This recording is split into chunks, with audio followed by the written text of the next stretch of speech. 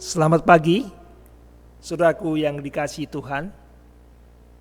Kita bersyukur Tuhan telah memeliharakan kita sepanjang malam, melindungi, dan sebelum kita melakukan aktivitas, marilah kita datang pada Tuhan dan berdoa.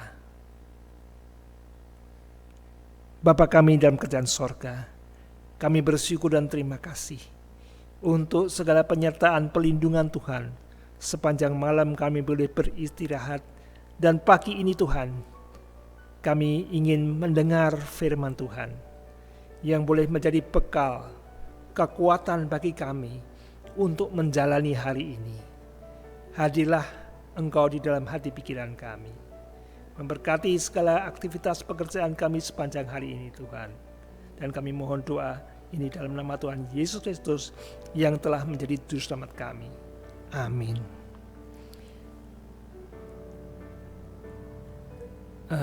Renungan pagi kita diberi judul Di balik tantangan besar ada berkat besar. Perjalanan bangsa Israel setelah keluar dari Mesir menuju tanah Kanaan itu sama dengan perjalanan hidup kita. Perjalanan kehidupan bangsa Israel tidak lepas daripada masalah, tantangan, bahaya yang mengancam mereka. Begitu juga dengan kita. Dalam perjalanan hidup kita tidak luput dari masalah, dari bahaya, dari persoalan. Entah itu kesalahan kita ataupun dari luar kita menghadapi. Nah, di dalam perjalanan bangsa Israel setelah keluar dari Mesir, mereka tiba di tepi Laut Mati atau Laut Teberau. Mereka berkemah di sana. 2-3 juta orang. Nah, kemudian Firaun, Raja Mesir, setelah mengalami tulah yang hebat, lalu dia berbalik. Dulunya dia izinkan bangsa Israel ini keluar dari Mesir, tapi sekarang dia punya niat untuk membawa mereka kembali ke Mesir, untuk menjadi budak di negeri Mesir. Lalu dia mengerahkan tentaranya, 600 kereta pilihan dengan tentara-tentaranya Mesir yang gagah berani, dengan persenjataan yang lengkap. Mereka mengejar, dan tidak lama kemudian mereka mendekati perkemahan dari bangsa Israel ini. Lalu bangsa Israel ini melihat kepulauan debu, kuda-kuda mereka bergerak, dan melihat kilauan pedang dan tombak mereka, membuat bangsa Israel menjadi panik. Mereka menghadapi jalan buntu. Di kiri kanan bukit yang tinggi, di depan Laut Teberau, di belakangnya tentara Mesir sedang mengejar. Tidak ada jalan lain. Lalu mereka menjadi ketakutan. Nah, kita baca di dalam Keluaran pasal 14 ayat yang ke-10. Ketika Firaun telah dekat, orang Israel menoleh. Maka tampaklah orang Mesir bergerak menyusul mereka. Lalu sangat ketakutanlah orang Israel, dan mereka berseru-seru kepada Tuhan. Ketakutan yang luar biasa. Saudara pernah mengalami ketakutan? Kita sering mendengar ya, kalau orang sedang kepepet, dia berteriak kepada Tuhan. Dan ayat 11, dan mereka berkata kepada Musa, apakah karena tidak ada kuburan di Mesir, maka engkau membawa kami untuk mati di padang gurun ini? Apakah yang kau perbuat ini terhadap kami dengan membawa kami keluar dari Mesir?" Mereka berpikir, sudah tamatlah riwayat mereka. Sudahlah pasti binasa oleh tentara Mesir karena jalan buntu.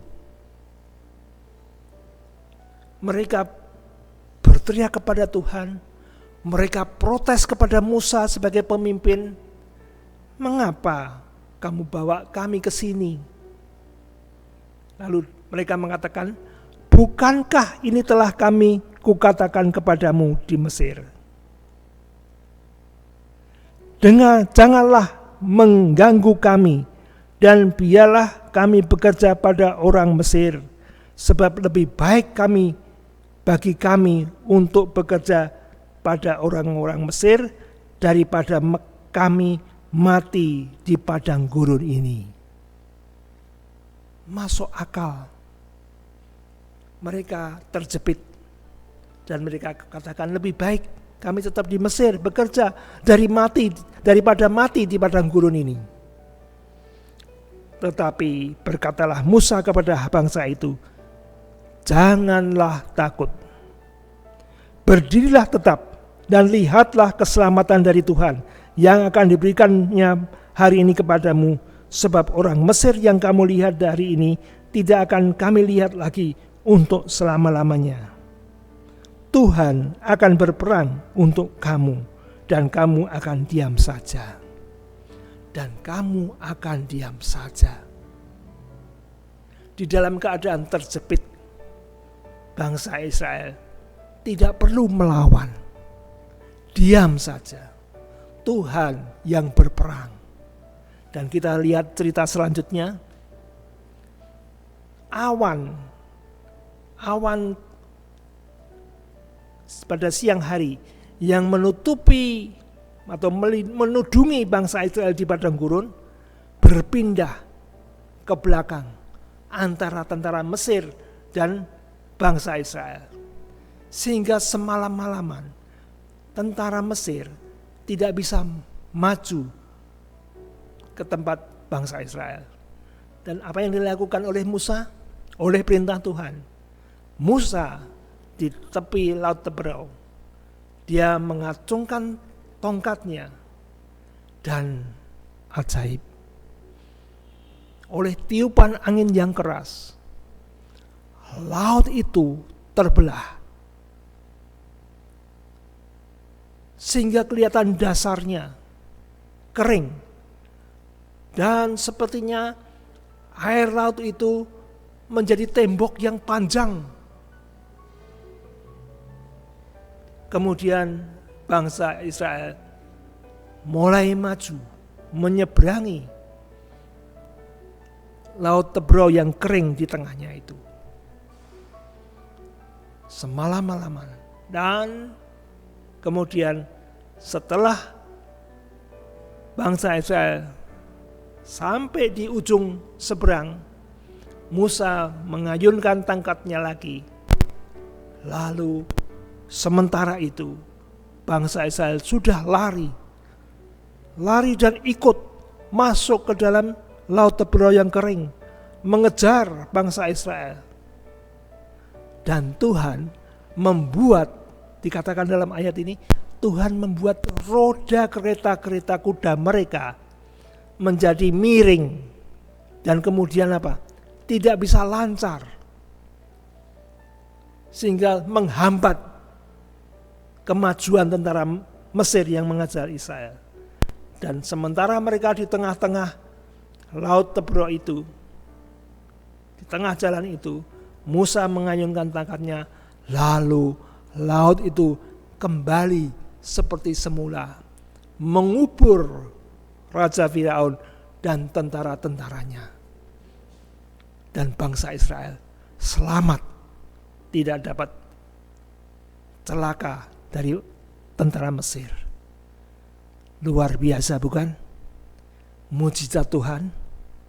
Mereka tidak perlu berperang, tetapi Tuhanlah yang berperang. di balik tantangan besar ada berkat besar. Mereka selamat. Mereka lanjutkan lagi perjalanannya 3 hari ke padang gurun Syur. 3 hari berjalan di tengah panas terik. Mulailah apa? Mereka kehabisan air minum. Lalu mereka bersungut-sungut kepada Musa. Ya.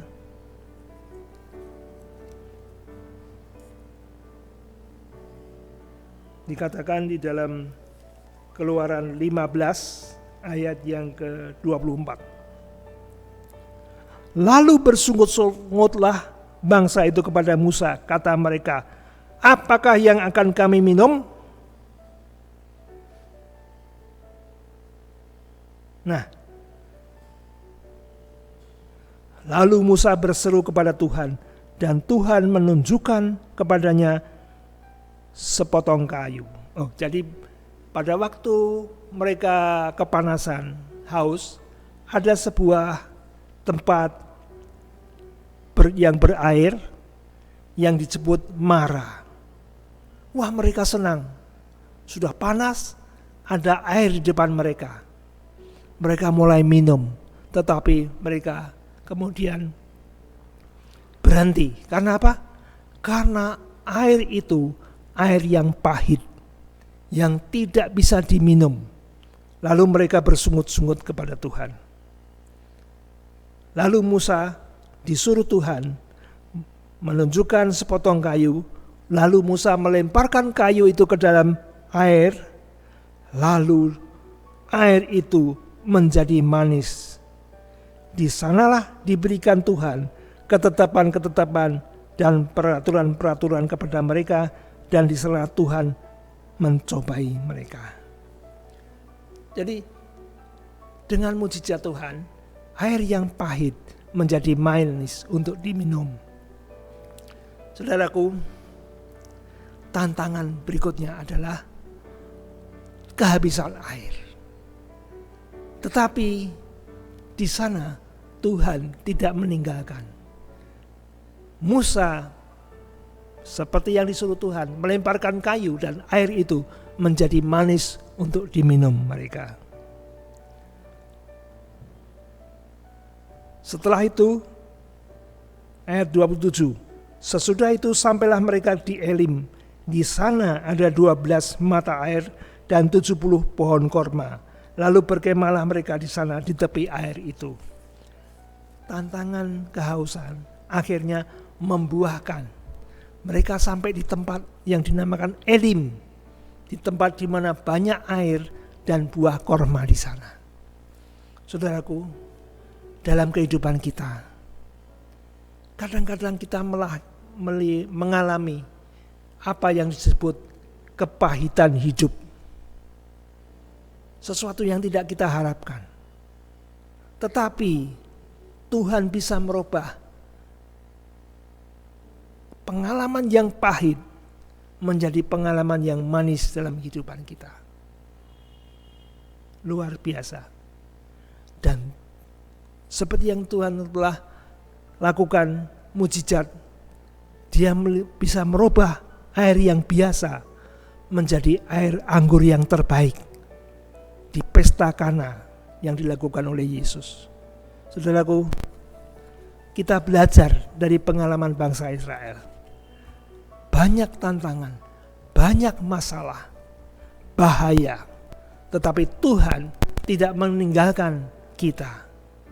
Tuhan memberikan yang terbaik bagi kita. Dan kita harus menuruti apa yang diperintahkan oleh Tuhan.